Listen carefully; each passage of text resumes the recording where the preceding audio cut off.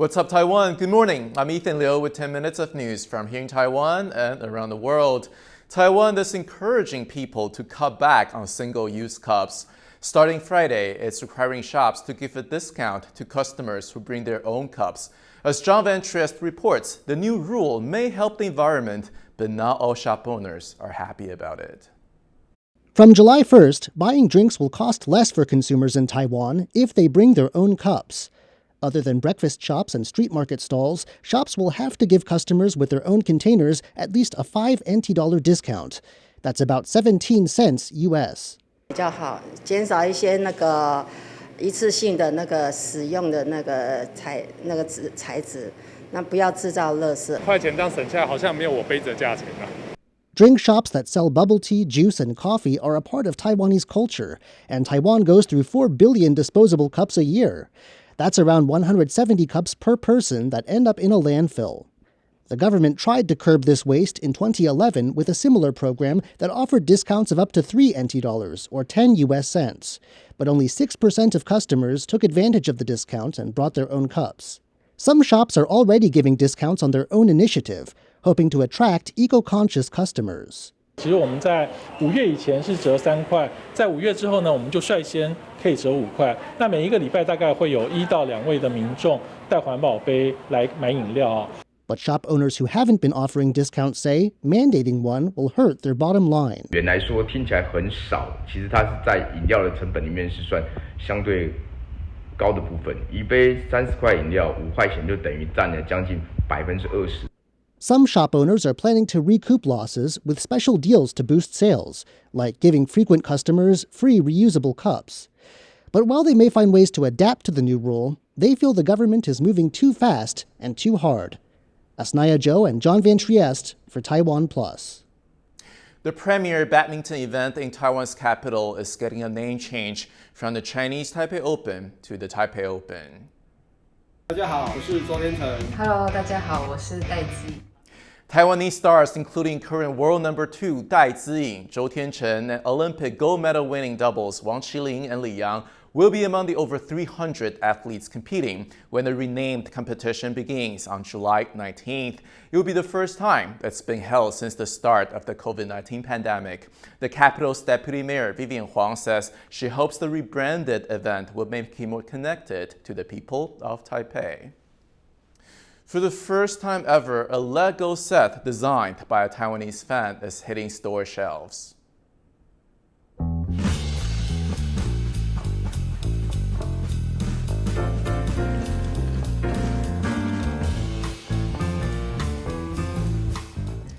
The Jazz Quartet set was created by Qi Xingwei. The design garnered over 10,000 votes on the LEGO Ideas webpage, enough for it to enter mass production. Qi's set will first go on sale in Taipei in July.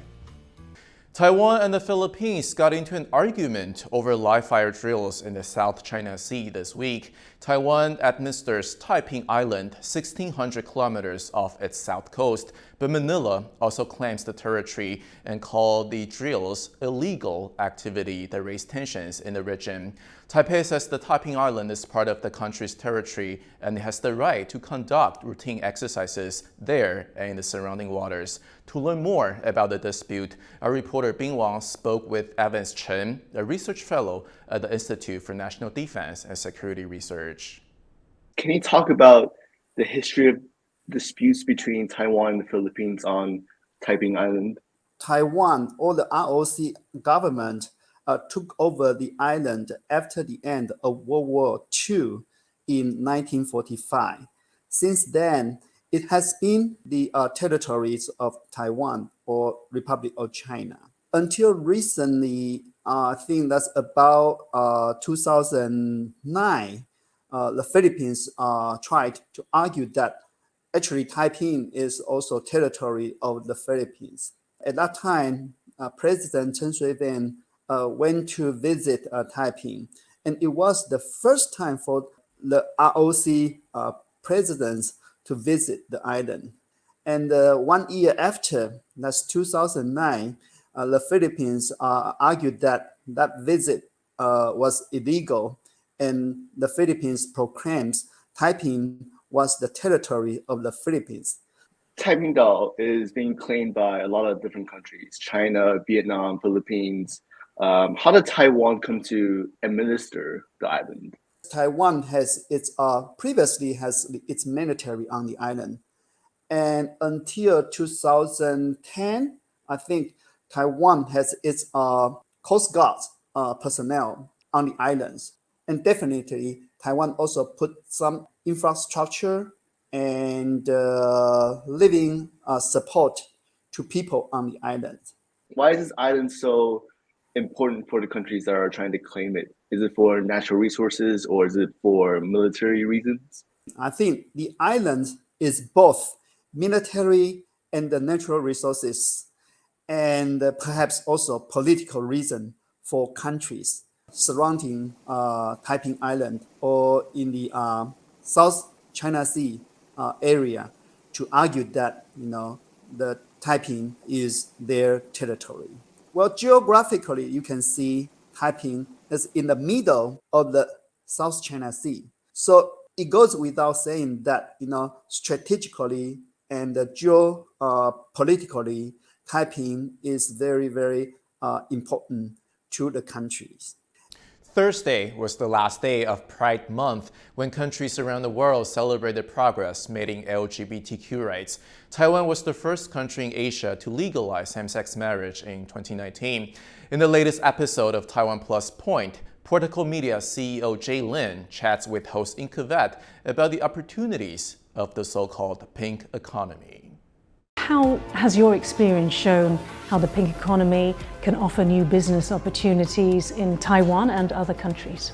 I have to say in Taiwan, especially since 2016, when the whole country started its path to become Asia's first country to legalize same-sex marriage, there was phenomenal PR and media coverage that I think for a long time never happened here in Taiwan before.